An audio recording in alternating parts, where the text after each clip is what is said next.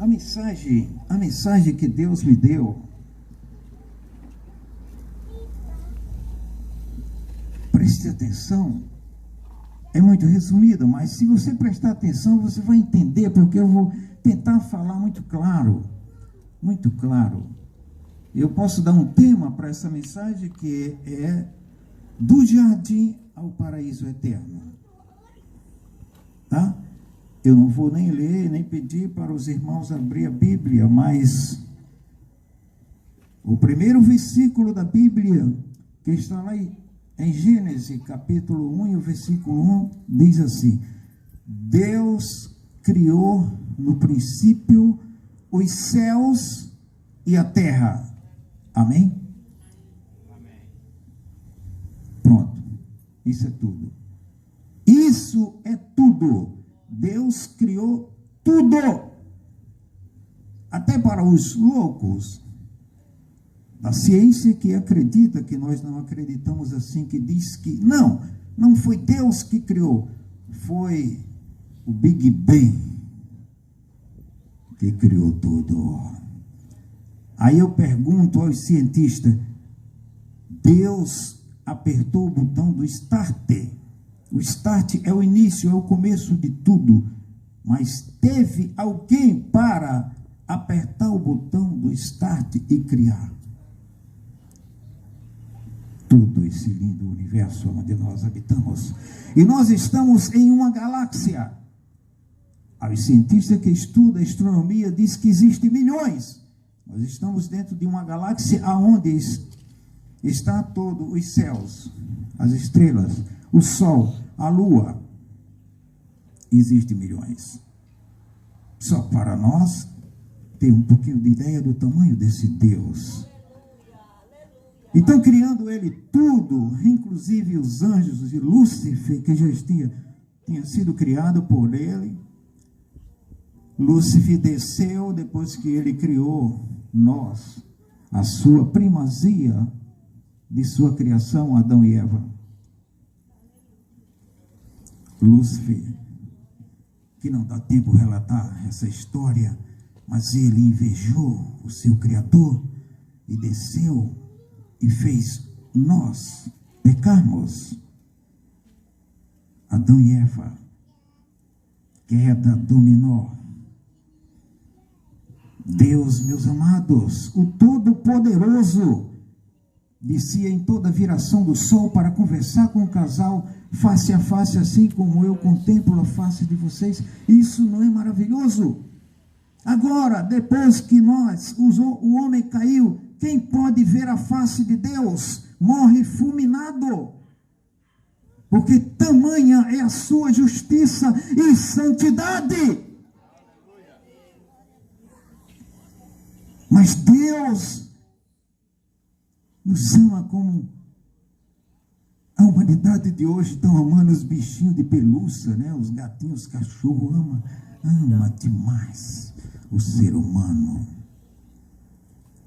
Mas o que aconteceu? O homem pecou, levado por Satanás, e Deus se angustiou em seu coração pela desgraça do homem. E o homem começou a se corromper, e a violência na terra, e não existia mais ninguém que adorasse a Deus. Então Deus, que não pode conviver com o pecado, ele encontrou só um homem justo na terra, que foi Noé. E disse: Noé, quero fazer uma aliança com você. Construa uma grande arca para salvar a todos se quiserem entrar. Mas eles não quiseram e zombaram de Noé e de Deus. E veio o dilúvio e destruiu a todos. Temos outro exemplo de uma catástrofe muito grande. As cidades de Sodoma e Gomorra, o homossexualismo predominava tanto que Deus mandou 2 anjos. Minha irmã, se puder trazer um pouco de água para mim? Tá vendo. Para destruir destruir Sodoma e Gomorra por causa da prostituição daquela cidade também. Não existia quem adorasse a Deus. Deus não pode conviver com o pecado. Ele destruiu. Só existe lá as cinzas. Quem quiser visitar Sodoma e Gomorra. É verdade.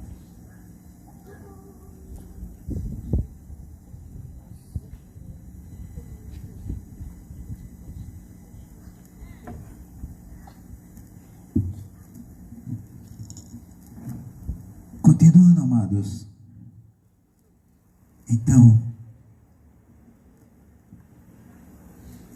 Deus fez isso por causa do pecado do homem. Mas os que serviam a Deus, Ele começou a mostrar para eles que sacrificasse cordeiro para cobrir o seu pecado, por enquanto, porque Deus estava providenciando o nosso Redentor e Salvador, Jesus Cristo. Os cordeirinhos representavam Jesus na frente, que viria ainda, né? Então, novamente, Noé, quando as águas baixaram, ele começou uma nova geração na terra novamente, mas os homens novamente, por causa da maldição do jardim do Éden, começaram também a desobedecer a Deus e não queriam ser governados por Deus, amados. Deus queria realmente governar a nação de Israel. Ele escolheu, como em todas as outras, entre todas as nações, escolheu Israel, seu povo, para que Israel fosse como a rainha das nações. Israel, na sua incompreensão espiritual de Deus, vendo que as nações tinham reis, e disseram para os sacerdotes e os profetas: nós queremos também ter um rei. E pediram para Deus constituir rei, e ele, pela insistência do seu povo, constituiu reis. E o primeiro rei que começou a reinar na nação de Israel foi o rei Saul, mas eram homens e começaram a se corromper, começaram a falhar também, porque Deus sempre quis um governo teocrático e não democrático. Nós vivemos numa atualidade de reino de homens, de democracia, mas sabe como a corrupção existe? Por causa que o homem prefere ser governado pelos próprios governos e reis e não por Deus. E não confiavam, começaram a desconfiar em Deus. Mas Deus sempre esteve com o seu povo e provou para eles que Ele é o Deus de estratégia e de guerra, e que venceria sempre as batalhas em Israel. Aí nós temos os exemplos de grandes batalhas, Israel vencendo quando estava obedecendo às leis. Deus pelejava com eles. Deus pelejava por eles. Porque o que é o homem para lutar contra o nosso Deus? Então nós vemos exemplos de guerras na Bíblia, Deus mandando saraiva de fogo no meio do exército inimigo e destruindo. Nós temos o exemplo de uma guerra na Bíblia, onde Deus mandava, irmão, só um anjo dele, só um anjo celestial, matou 185 mil inimigos. Nós Todos sabemos da grande vitória de Israel, quando Deus venceu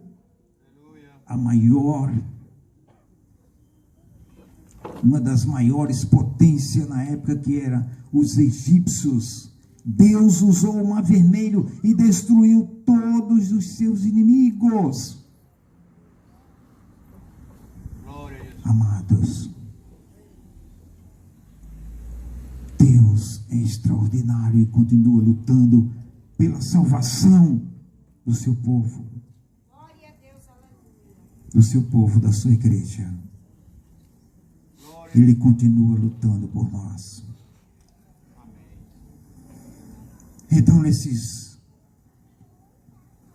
as profecias, Deus mostrou até os dias de hoje que Ele um dia que vai reinar e dominar todo o governo dele, que é o teocrático governo de Deus. Para nós termos uma ideia, ele deu um sonho a Nabucodonosor. E essas profecias, todas elas já se cumpriram. Deus deu um sonho a Nabucodonosor, e Daniel, seu servo que estava cativo na Babilônia, descreveu esses reinos, mostrando para os reinos e a humanidade que Ele é quem está no controle de todas as coisas e de todos os reinos. Porque Daniel disse: tu, ó rei, és a cabeça de ouro que domina sobre todo o mundo. Virá outro que tomará o teu reino. Virá depois outro, que foi depois do reinado de Babilônia, veio a Grécia, depois veio os medos e persas, e depois os romanos, e chegou até nós. Hoje os reinos são divididos, mas naquela estátua tinha uma pedra lançada, que essa pedra era Jesus Cristo, nosso Rei, o nosso Senhor, que batia no pé daquela estátua e destruía todos os reinos até os dias de hoje. E essa profecia foram se cumprindo, amado, porque a palavra de Deus é verídica. Disse um certo pregador: se a Bíblia fosse só a capa preta, para mim já estava bom, porque é um veredito de Deus. Aí o Senhor Jesus, quando esteve nessa terra, começou a pregar o arrependimento. E ele profetizou para os seus dias, e aconteceu. E ele profetizou para os nossos dias, até os dias de hoje, atual. Nós estamos aguardando as profecias se cumprir, mas são infalíveis. Vai se cumprir todas. Nenhuma palavra do que o Cristo falou cairá por terra, porque ele também era 100% Deus, foi 100% homem e 100% Deus. Era o braço de Deus ali na terra. Então, uma das profecias que na época de Jesus se cumpriu foi quando ele estava com seus discípulos e Jesus mostrou, e eles estavam mostrando a beleza do templo de Jerusalém, o templo de Salomão, e ele disse: olha, não ficará aqui pedra sobre pedra que não seja derribada. Jesus vivo em carne, ele morreu nos anos 70, vieram os romanos e destruíram o templo de Salomão para se cumprir a profecia de Jesus, e dispersaram todos os judeus naquela matança. E os judeus saíram do mapa. Porque eles, quando estavam julgando Jesus, eles disseram que o sangue desse inocente caia sobre nós e caia sobre nossos filhos. E caiu mesmo. E caiu mesmo. No ano 70 aconteceu.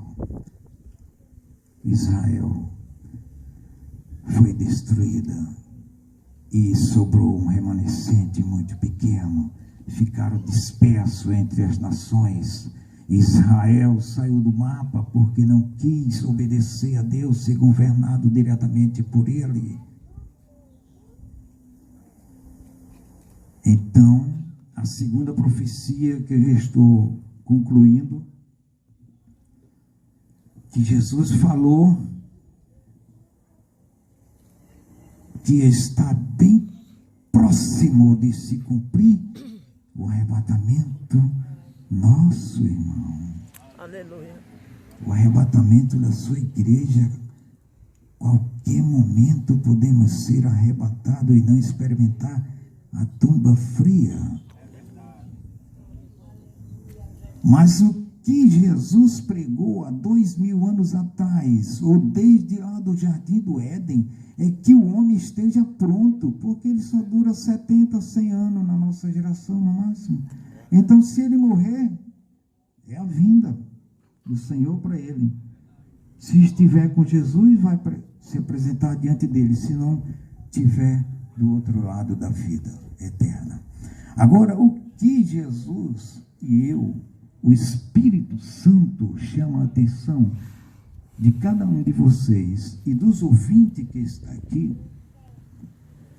é o que Jesus veio fazer na terra, além de curar todo tipo de enfermidade que foi testemunhado por algumas pessoas aqui, que ele não, eu não só creio como ele cura câncer, mas como eu creio exatamente sem sombra de dúvida, ainda hoje, só que eu não tenho essa fé, mas existem servos de Deus espalhados pelo planeta que tem, que ele ressuscita após morte.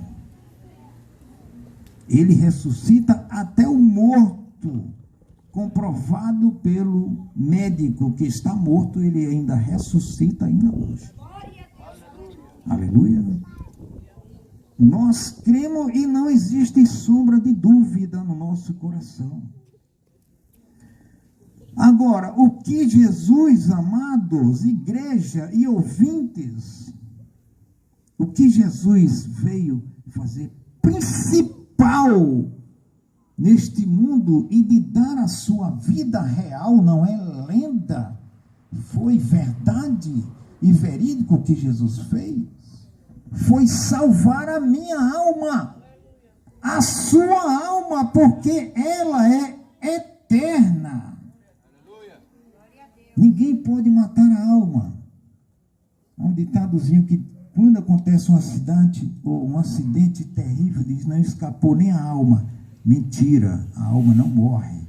Na hora que esse corpo é esmagado, a alma e o espírito pula fora dela. É eterno, não morre. Aleluia.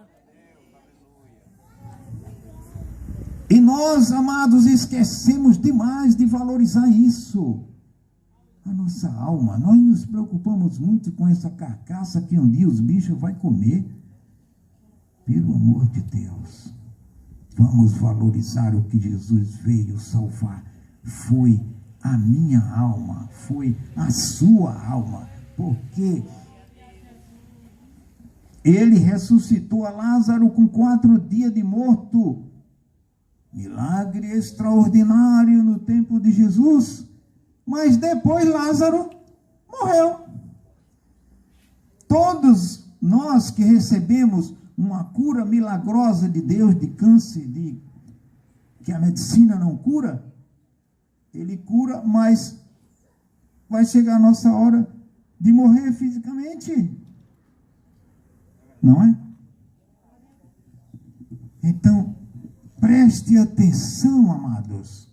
ele veio para isso, para salvar a nossa alma e nos dar uma paz que riqueza e prazeres deste mundo não dá. É verdade, glória a Deus. Uma paz inexplicável, indizível, que não temos nem condição de explicar, que vivemos em meio às tempestades, confiando nele. Amém. Então, amados, foi isso que Jesus veio fazer. Eu perdi o roteiro, mas estou tentando lembrar do que eu anotei, que o celular apagou. Mas ainda falta falar na segunda profecia, né? Que a primeira Jesus falou, aconteceu no seu tempo, né? Vieram os romanos e destruíram. Mas ele falou numa segunda profecia interessante para nós, mostrando figuradamente na Bíblia sobre Israel. Porque os discípulos perguntaram: Senhor, nos diz, nos dá uma pistazinha, quando será os finais dos tempos, os dias da sua volta. Aí ele apontou para Israel.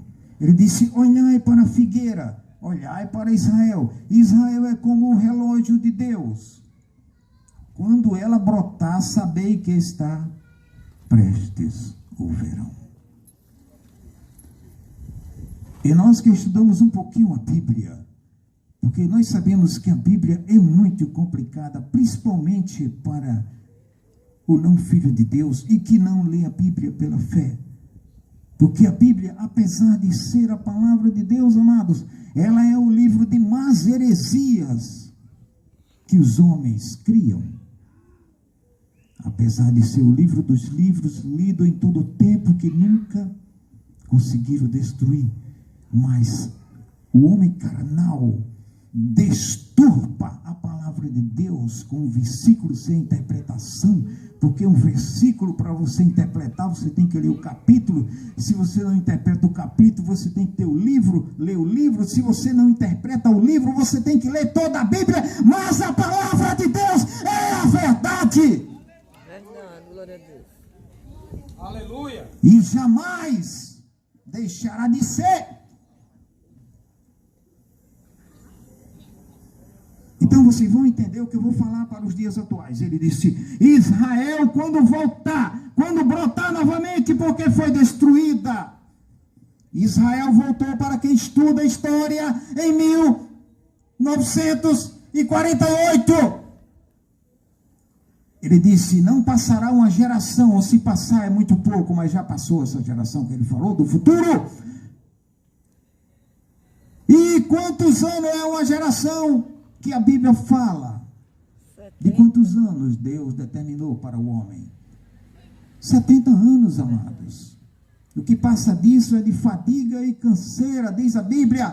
Então, quando você pega essa profecia de Jesus, que ele disse: Israel, quando brotar, é mais uma geração para você observar os sinais da minha volta. Então, soma 1948 com mais uma geração de 70 do futuro que Jesus estava falando, da 2018, nós estamos em 2019, já passou a geração que Jesus falou. Se passar mais 10 anos é muito na minha concepção. Ele está voltando. E é um aviso para os moradores que ainda não têm no coração, e para nós, igreja do Senhor, nos consertarmos e sermos mais crentes ainda, nos entregarmos 100%, porque Ele entregou 100% a sua vida e derramou a sua última gota de sangue no Calvário. Isso é verdade, e ninguém pode negar. Aleluia. Verdade. Glória a Deus. Então Ele está bem perto de voltar. E para quem não sabe que a eternidade, existe uma atividade eterna. Para quem não sabe, está escrito lá em Apocalipse que nós iremos servir a Ele para para todo sempre, pelos séculos dos séculos. Uma das primeiras atividades grandes que vai haver no céu é quando ele arrebatar a sua igreja, que ninguém tem nem